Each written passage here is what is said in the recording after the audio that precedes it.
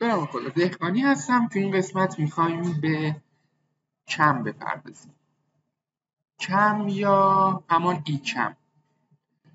ای از الکترونیک میاد و کم هم که یعنی بادامک الکترونیکی. در گذشته برای همگامسازی بین دو یا چند محور از آنجایی که الکترونیک و کنترل پیشرفت زیادی مثل امروزه نداشت، از بادامک‌های مکانیکی استفاده می‌کرد. اما با گسترش الکترونیک و کنترل و اتوماسیون صنعتی و موشن کنترل در اتوماسیون صنعتی، ای کم‌ها جای مکانیکال کم‌ها رو گرفتن و خیلی منعطف‌تر، خیلی بروزتر، خیلی دقیق‌تر کارشون رو پیش میبرن. همطور که میدونید الان به جایی رسیدیم که مکانیک خیلی به اندازه کنترل گسترده نیست، به اندازه الکترونیک گسترده نیست. یه شاخوشونه‌ای واسه بچه‌های مکانیک هم مجدد بکشیم. عرض می‌کردم تو ویدیوهای گذشته در مورد گیر این صحبت کردیم و گیر آوت، هم توی MCC هم توی PLC اوپن مستقل از زبان برنامه‌نویسی. گیر این برای کوب کردن بین دو محور با یک ریشیو یا ضریب گیربکس ثابتی استفاده می‌شد. در حقیقت کم هم یک نوع گیر اینه، یک نوع کوب کردن بین یک محور مستر و یک محور اسلیو. اما تفاوت عمده‌ای که ای کم با گیر این داره این هست که شما ریشیو یا ضریب گیربکس الکترونیکیتون چه به صورت ریلیتیو چه به صورت ابسولوت در گیر این در حقیقت یک ضریب ثابت هست. اما توی کم خیر، توی کم شما می توانید یک گراف x و y رو داشته باشید که مستر رو بر حسب اسلیو بتونید، اسلیو رو بر حسب مستر در حقیقت بتونید مقدار دهی بکنید. با این کم آشناییم. ما توی 15 MC دلتا، توی SF 1500 T، توی فکر میکنم مباحث مربوط به بکوف و اینها با کم کار کردیم. الان میخوایم همون کم رو در سی موشن دی بکنیم. تو این قسمت، تو قسمت اول این کار رو توسط PLC اوپن انجام میدیم. خیلی چیز جدیدی نسبت به برندهایی که عرض کردم خدمتتون، دلتا و زیمنس و بکوف و اینهایی که تا الان کم رو بررسی کردیم، خیلی چیز جدیدی در PLC اوپن نداریم، چون کلا ماهیتا PLC اوپن یک سازمان استانداردسازی است که بخشی از این استانداردسازی رو در مباحث موشن انجام میده که توی برندهای مختلف با کمترین تغییر در حقیقت ما بتونیم مباحثمون رو پیش ببریم، که الان مثلا به عنوان مثال داریم در مورد ای کم صحبت می‌کنیم در PLC اوپن.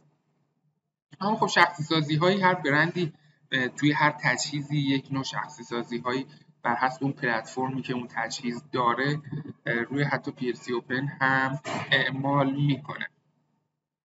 این نکته رو عرض کنم که الان که خیلی صحبت از PLC اوپن شد، زیمنس خیلی گسترده نیست تو PLC اوپن راستشو بخوام، یعنی به اندازه بکوف یا به اندازه کودسیس دستورات PLC اوپنش و توابع یا اینستراکشن هایی که توی PLC اوپن داره ساپورت میکنه خیلی محدودتر از برندی مثل بکوف یا نرم افزاری مثل کودسیس هستش. هم خب به اندازه خودش هم از این توابع PLC اوپن داره استفاده میکنه. پس ما توی این ویدیو کم رو در PLC اوپن خواهیم داشت و در ویدیوی بعدی کم رو در زبان تخصصی سی موشن دی یعنی همان MCC خواهیم داشت. همونطور که توی ویدیوی مربوط به گیر این دیدیم، ما دو تا محور داریم، اکسس 1 و اکسس 2، هر دو به صورت سینکرونایز اکسس تعریف شدن که بتوانن مستر اسلیو همدیگه باشن، جاهاشون رو بتونن تو برنامه با هم دیگه عوض بکنن، در حالی که داریم مرور میکنیم در حالی که محور مستر میتواند به هر نوعی از محورهای پوزیشن باشد، یعنی سینکرونایز اکسس باشد، پوزیشن اکسس باشد، پد اکسس باشد. اما محور در حقیقت اسلیو یا فالوینگ اکسس یا میتواند سینکرونایز اکسس باشد یا پد اکسسی که سینکرونایز اپریشن درش اکتیو شده است. پرانتز بسته. ما هر دو محور رو سینکرونایز اکسس در نظر گرفتیم که بتونن جاشون با هم دیگه تو برنامه اگر خواستیم بتونیم عوض کنیم. اکسس 1 و اکسس 2. ببینید ما یک مبحثی داریم توی موشن کنترل به اسم فالوینگ ارور. یعنی چی؟ یعنی اینکه ببینید شما وقتی که یک محور رو به حرکت در میارین، یک لوپ پی آی دی واسش بسته می شود که شروع میکنه در حقیقت موقعیت حال حاضر رو رصد کردن و دنبال میکنه اون محور رو نسبت به فیدبکی که داره از محور میگیره. این فیدبک میتواند توسط یک اکسترنال انکودر یا یک انکودر خارجی باشد، میتواند از طریق انکودر خود سرو موتور باشد، میتواند از طریق یک خطکش آنالوگ، دیجیتال یا هر چیز دیگری باشد، مستقل از اینکه نوع انکودر و خطکش چیه. موضوع اینجاست که این فیدبک باید وجود داشته باشد برای کلوز لوپ شدن. فالوینگ ارور یعنی چی؟ یعنی آن چیزی که برای فیدبک، به عنوان مثال اگه فقط بخوایم در مورد پوزیشن صحبت بکنیم، آن چیزی که باید در اکچوال پوزیشن الان باشد و آن چیزی که در حقیقت وجود دارد. این اختلاف رو ما میتونیم رصد بکنیم و بگیم که شما اگر میزان اختلافت از این بیشتر شد یه ریاکشن داشته باش، حالا یا وارنینگ بهم بده یا آلارم بهم بده. به این میگیم فالوینگ ارور. ارور فالو کردن و دنبال کردن. فالوینگ ارور مختص همان محور هست. حالا ما تو گیر این یا توی در حقیقت ایکم داریم دو تا محور رو نسبت به همدیگه کوپل میکنیم. حالا توی گیر این داریم بهش میگیم که با این نسبت ثابت و مشخص بین اسلیو و مستر باش که میتواند یک آفستی این وسط وجود داشته باشد یا اینکه آفست اون میزانش صفر باشد یا اینکه این دنبال کردنه به صورت نسبی باشد یا این دنبال کردنه به صورت مطلق باشد. نوع سینکرون کردن این دو محور در ابتدا به چه شکل باشد؟ در حالت ایمیدیتلی سریعا سینکرون میشیم. میتونیم بگیم که محور مستر توی این موقعیت باشه تو سینکرون بشه، محور اسلیو توی این موقعیت باشه تو سینکرون بشه.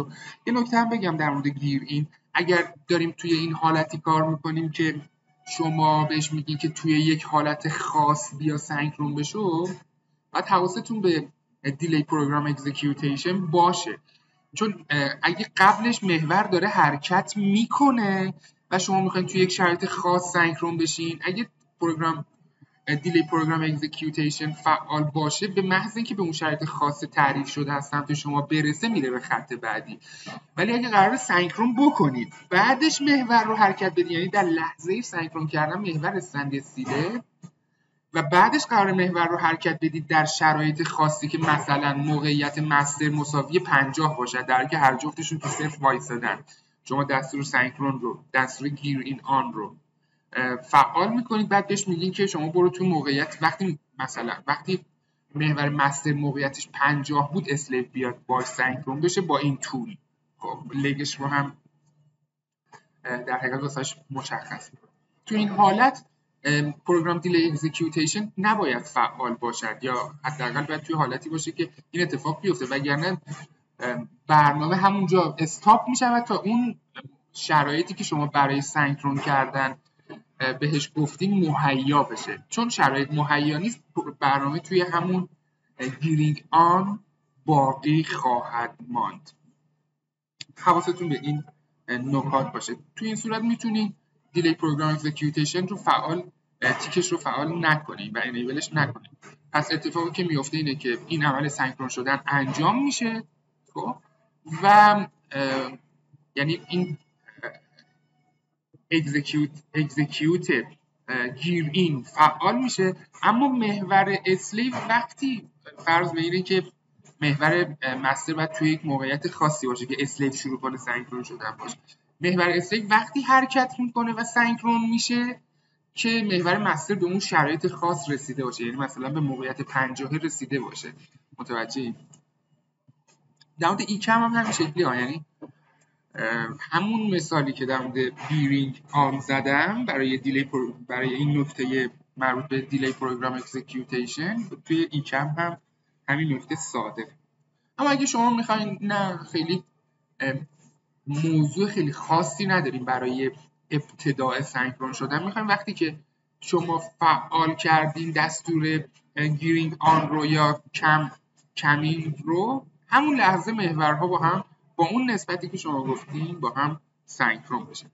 اون موقع میتونید از حالت ایمیدیتلی استفاده بکنیم و بعد که سینکرون در حقیقت سینکرون شد دیگه همه چیز اوکیه، بعد شما به خط بعدی برنامه هم خواهید رسید.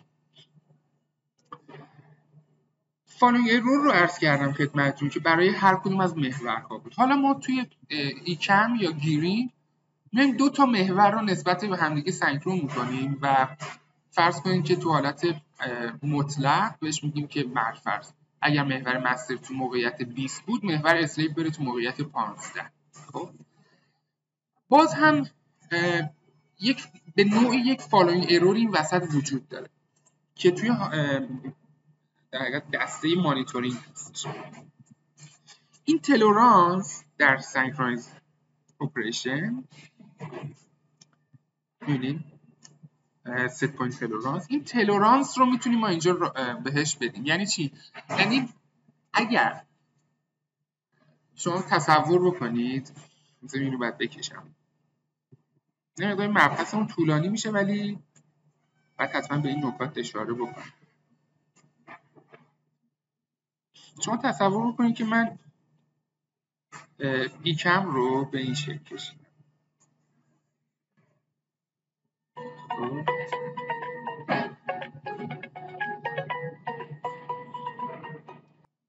فرض می‌کردم تلفنم زنگ خورد. آره، فرض کنید محور مستر، محور اسلیو هم قراره که در حقیقت مستر بر حسب اسلیو قراره به این شکلی که اینجا کشیدیم باشه. اما شما تصور بکنید که من یک مقداری اختلاف بنا به اینکه تا فیدبک بیاد من تحلیل بکنم، من سی پی یو و ریاکشن رو نشون بدم، یک مقدار اختلافی امکان داره به وجود بیاد. یعنی در حقیقت ماجرا این اتفاق واسه من در واقعیت بیفته. من میتونم این اختلاف مجاز رو اینجا، این اختلاف مجاز رو این سبزه که کشیدم داشته باشم و بهش بگم بیش از این اختلاف مجاز اگر شد شما ارور رو واسم جنریت بکن. کد آلارمش رو هم من اینجا اکسپورت کردم که بهتون نشون بدم. میبینید ارور در حقیقت به این شکل میاد: synchronous operation tolerance executed on gearing access active monitoring 1. میبینید و دستور رو جلوی دستور رو هم میگیره. کد ارورش رو هم ببینین 402.01.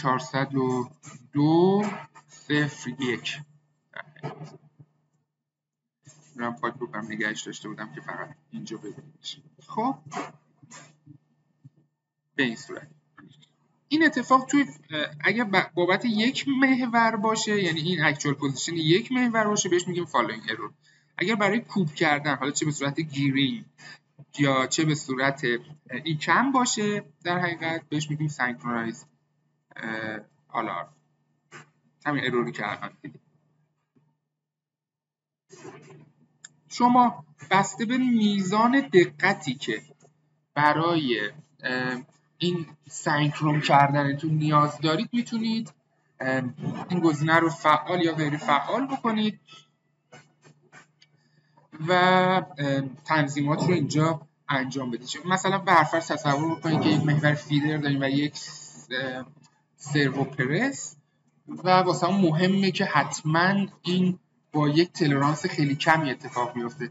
در غیر این صورت میتونه آسیب هایی رو بزنه به سنبه ها، به ماتریس هایی که توی قالب استفاده شده و خطرات ایمنی برای ماشین، آدم ها، اپراتورها، تکنسین هایی که اونجا هستن.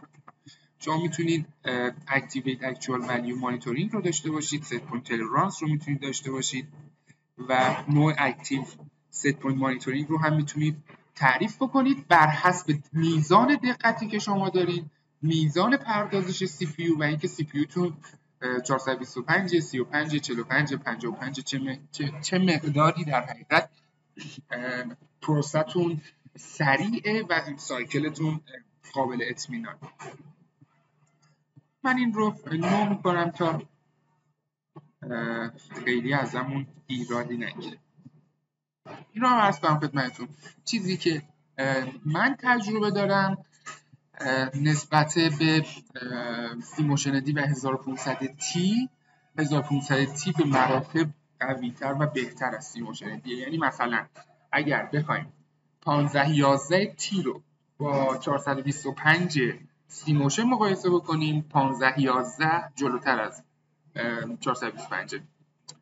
اگه بخوایم برفرض 1518 تی رو با 455 مقایسه بکنیم، به نظرم 1518 تی بازم جلوتر از 455 به دلیل پلتفرم بهتر و سرعت پردازش بالاتر.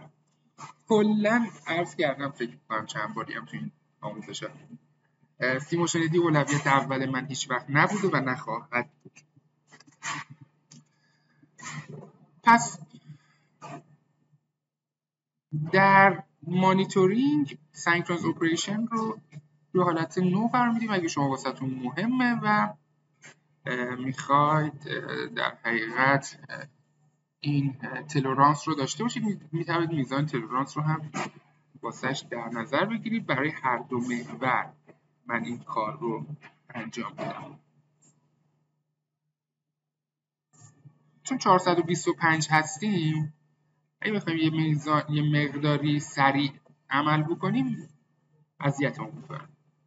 425 چیز دیگه بیسیکه، میدونی؟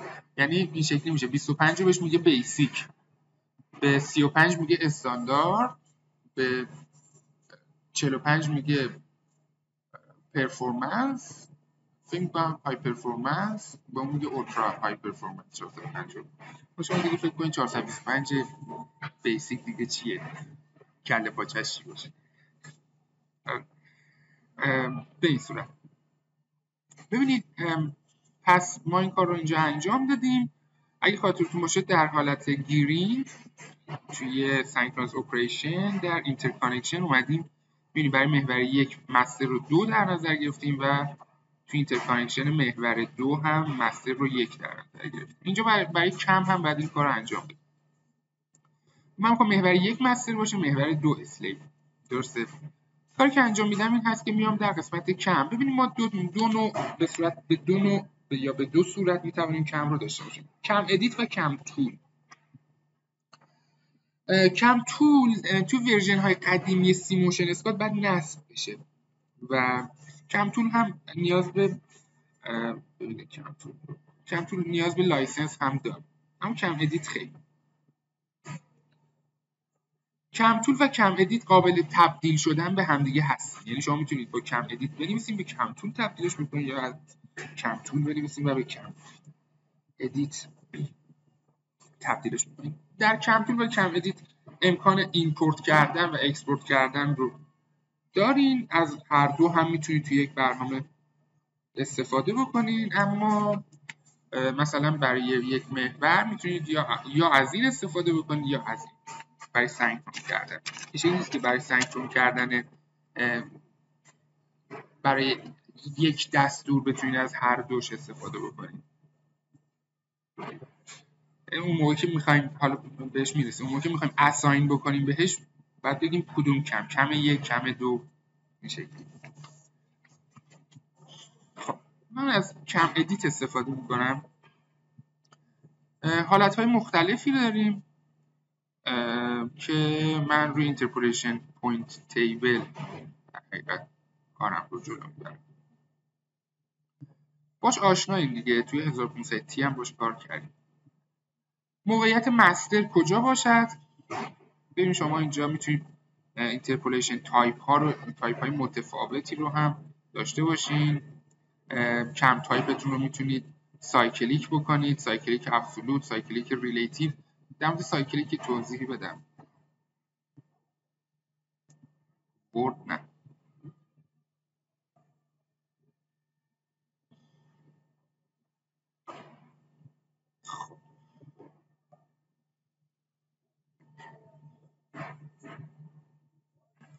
ببینید شما تصور بکنید این کم رو که از اینجا شروع میشه به این شکل. خب اینجا محور مستر یک میزانی دارد و اسلیو هم یک میزان. این یک پریود کاری ای کم اینجا. شما فرض کنید که این در حقیقت محور مستر و این اسلیو اگر باشد از 0 تا به عنوان مثال 360 هست. خب من اگر اینو سایکلیکش بکنم، اگه سایکلیک نباشد، بسته به این که از 0 تا 360 مستر چه میزانی، مستر تو چه موقعیتی هست، اسلیو رو هم به همون موقعیت میبریم. میبینیم این میشود مستر، این میشود اسلیو. خب اگر سایکلیک نباشد 360 اون بشه 361، در حالی که کم این همچنان فعال باشد دیگه اسلیو تکون نمیکنه، تمام شد. ولی اگر سایکلیک باشه انگاری که من این بخش رو کپی کردم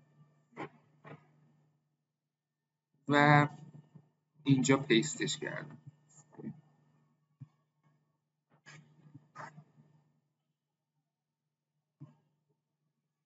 و اینجا پیستش کردم.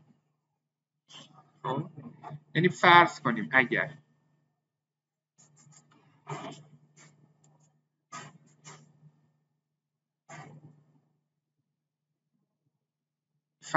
اگر اینجا 180 باشد، اینجا می شود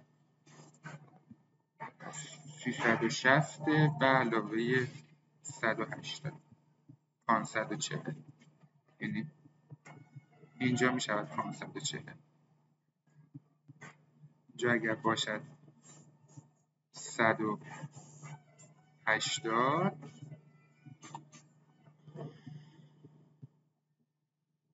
اینجا 540 خواهد و همینجوری این تکرار میشه. ولی اگر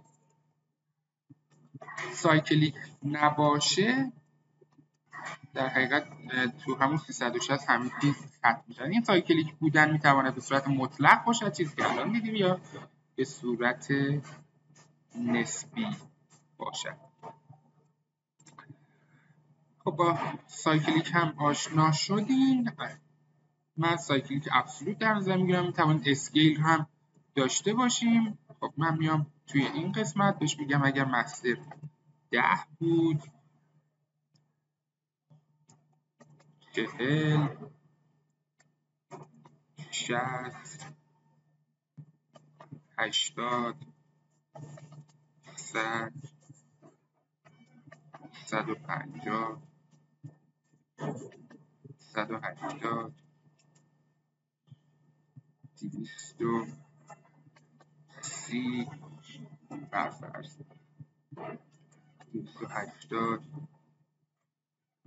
310 150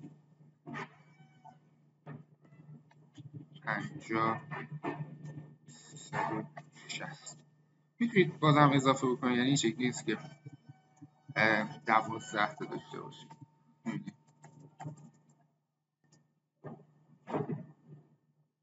خب اگر 10 بود شما بذاریم 10 رو از 0 شروع کنم. اگر 0 بود شما هم 0 باشید. اگر 40 بود شما روی 30 باش. اگر 60 بود شما روی 20 یعنی بیا پایین. اگر 80 بود شما بیا روی 20 بودی، 20 تا این اضافه شده شما بیا روی 80 بیا روی 45. اگر 100 بود 58 برفرض. اگر 100 بود شما بیا روی 58. 150 رو بیا روی 50 تا اون رفته جلو شما بیا روی 200. 180 بود بیا روی 150. 230 بود بیا روی 130. 280 بود بیا این بار کم شدم الان میرم بالا. 180 حد اکثر تا 180 بریم که یه نسبتی داشته باشه. مهم نیست، من همینجور دارم ذهنی حسابش میکنم. حساب کردم این رو دارم میبینم این رو در حقیقت و انجامش بدم. اگر 310 بودی بیا روی از 130 تا 180 زیاد شدی بیا روی این 180 رو میخوام کمش بکنم. 155. 310 بودی بیا روی 140.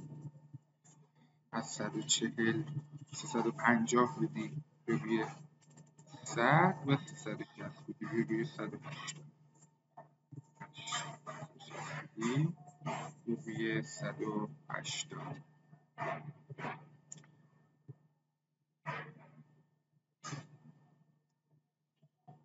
خب میرم نزدیکش رو کنم به 0.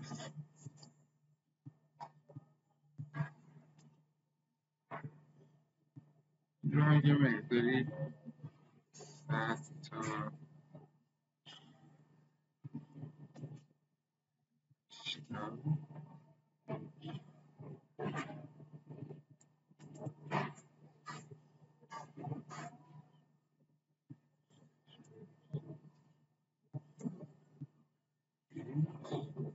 به این صورت.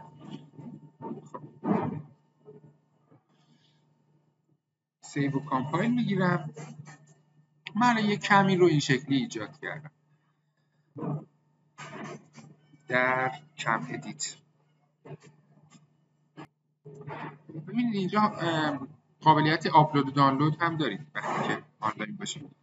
خب این کم رو باید به اسلیو در حقیقت در قسمت اینترکانکشن به اسلیو بدم. میبینید من اومدم روی اسلیو هم میخوام اکسس 2 در نظر بگیرم دیگه. در قسمت اکسس 2 سینکرونایز اپریشن اینترکانکشن همونجوری که گفتیم مصدر محور 1 اینجا هم اینترکانکشن وید کم رو کم 1 رو بهش معرفی میکنیم. حتما خاطرتون باشه و اینه کم انجام نخواهد شد. خب این کار رو هم انجام دادیم. ببینید اینجا کم 1 رو اینجا داریم به محور 2 افزایش شده. اینجا هم میتونیم اینترکانکشن رو از اینجا از تو کم هم داشته باشیم. کم تول رو هم یه بار با هم ببینیم. کم تول در حقیقت با اینکه لایسنس میخواد اما ابزارهای بیشتری رو واسهتون داره. اینجا میتونید پوینت واسش تعریف بکنید. ببینید میتونید کرو پوینتر رو بهش بدید به این صورت و با حالتهای مختلفش میتونید کار بکنید. خطوط سینوسی یا آرک سینوس داشته باشید، پوینت واسش تعریف بکنید، لاین واسش تعریف بکنید به این شکل. و اینجا میتونید ولاسیتی رو داشته باشید. توی اینجا در دیاگرام میتوانید اسریشن رو داشته باشید و همچنین جرک رو هم به این صورت میتونید داشته باشید. ببینید هر کدوم که تغییر میدید به این شکل این امکان واسهتون فراهمه که ولاسیتی، اسیلیشن و جرک رو هم ببینید. با تغییر پوزیشن ها هم تغییر میکنه. خب من جمع دو رو هم پاک میکنم.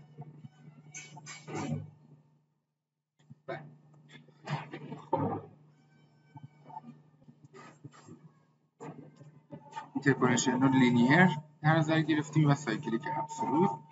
اسکیل رو هم واسش تعریف نکرد. خب میام در قسمت پروگرام، لده فانکشن بلاک دیاگرام یونیت 1 پروگرام مین و میخوایم با دستور PLC اوپن کار بکنیم دیگه. من قبلش یک نتورک بسازم و در کاماند لایبرری PLC اوپن مولتی اکسس MC کانون اینستنس رو واسش در نظر میگیریم.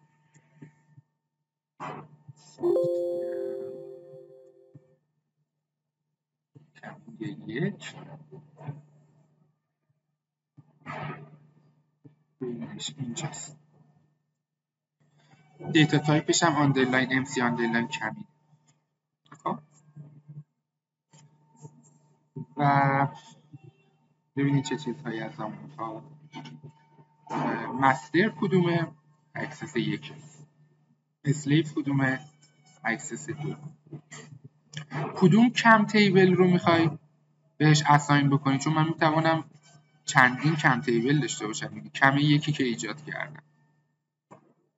خب کی کارم رو انجام میدم؟ وقتی که اکزیکیوت لبه بالا روندش رو ببینه و این اکزیکیوت هم در حقیقت دیتا تایپش بولین هست، همونطور که اینجا مشاهده می‌کنید. پس من میام در گلوبال دیوایس وریبل و کم اکزیکیوت رو با دیتا تایپ بولین ایجاد میکنم. کم اکزیکیوت رو درگ دراپ میکنم بهش اضافه میکنم. اگر آفستی برای مستر داریم اینجا مشخص میکنیم. خیر من آفستم 0. آفست برای اسلیو ندارم. اسکیل بین مستر و اسلیو رو میتونیم اینجا داشته باشیم.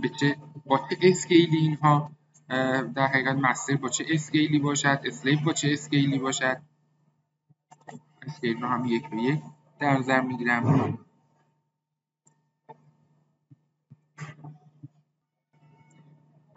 مستر میخوام ابسولوت باشد، اسلیو میخوام ابسولوت باشد. سایکلیک مود میخوام باشه. ولاسیتی در فرض ولاسیتی 10,000. میتونیم رجیستر هم بهش اختصاص بدیم واسه اینکه کارمون رو زودتر پیش ببریم.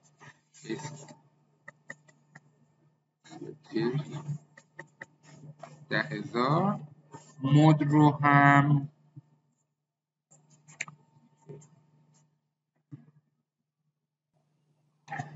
immediately by time profile. خب توی آوت چون هم ببینیم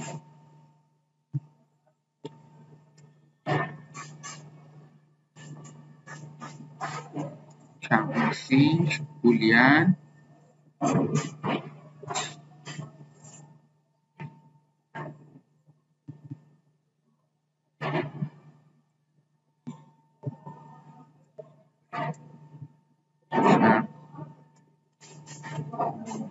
بیزی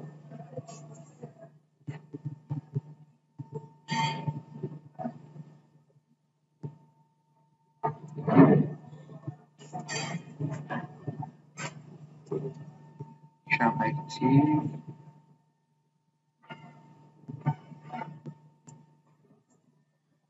خب ارور رو هم فقط بدیم دیگه باشون آشناییم. کم ارور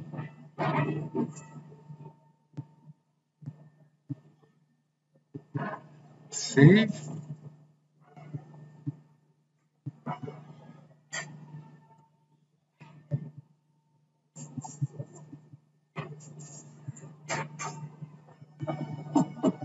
و کامپایل. خب ما می‌خوایم کم آوت رو هم اضافه بکنیم، پس یک نتورک دیگه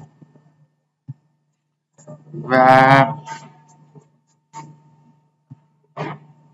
در کاماند لایبرری MC کم آوت رو یک دراپ میکنیم، پروژه رو اضافه میکنیم رو اسمش رو بذاریم کم آوت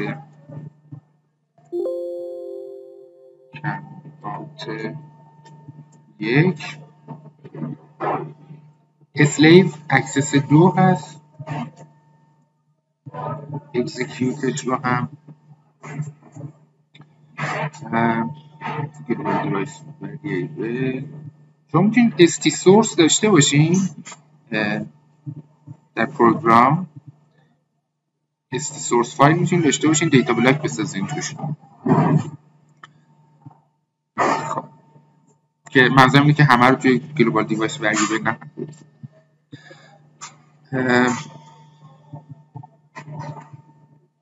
کم آوت یک اکزیکیوت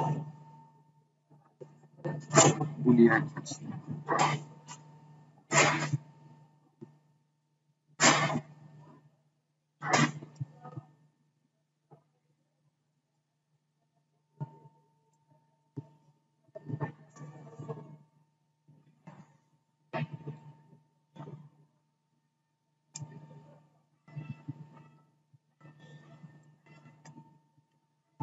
کم آوت یک دان،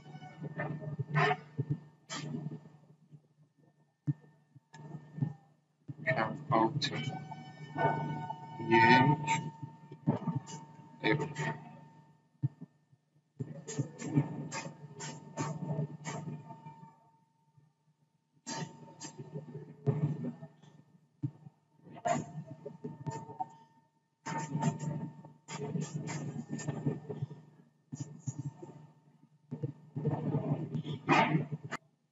خب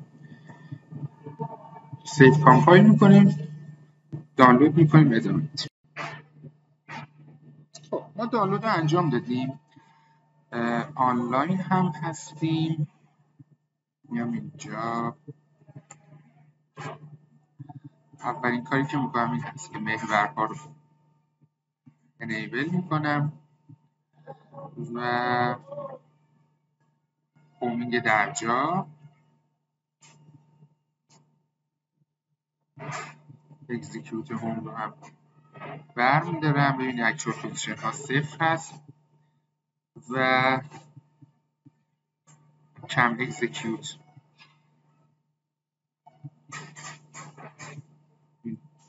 خروجی اینسینک بیزی و اکتیو رو دارم و ارور هم ندارم. این از کم اکزیکیوت. ببینید چون حفظ نیستم کمی که ایجاد کردم رو میخوام ببینمش. ببینید محور 2 رو میبرم تو موقعیت، محور مسترم یکه دیگه، من فقط با یک کار دارم، میبرمش تو موقعیت 40. شما ویدیوش رو هم اونجا میبینید. باید 0 باشد. یه 360 بهش بدم و ببینید اینجا یه 360 بدم مجدد، یعنی مستر رو 360 اسلیف میاره تو 0 ولی اینجا توی اسلیف خواهید دیدش. دیستنس الان 0 میده، دیستنس 360 و اکزیکیوت.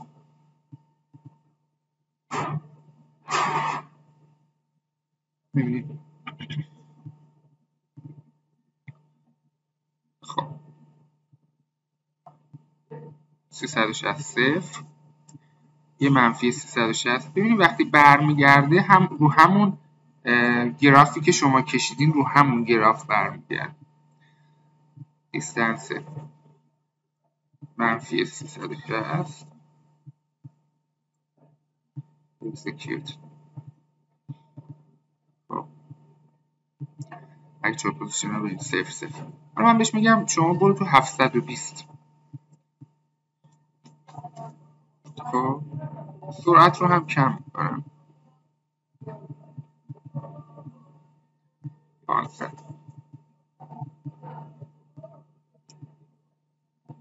اکچوال پوزیشن رو روی 0 دو بار این کم اجرا خواهد شد.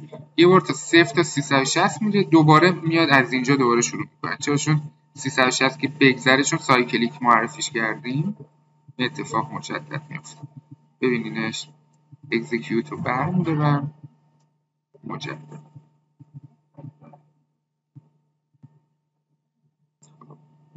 این 720 0. خب ببینید الان اکچوال پوزیشنمون روی 0 و من بهش یه 360 میدم.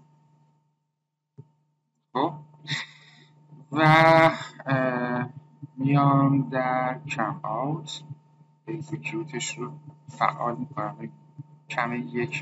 کم آوت یک دان رو هم دارم، در حالی که حواستون باشه اینجا در سینکرونایز اپریشن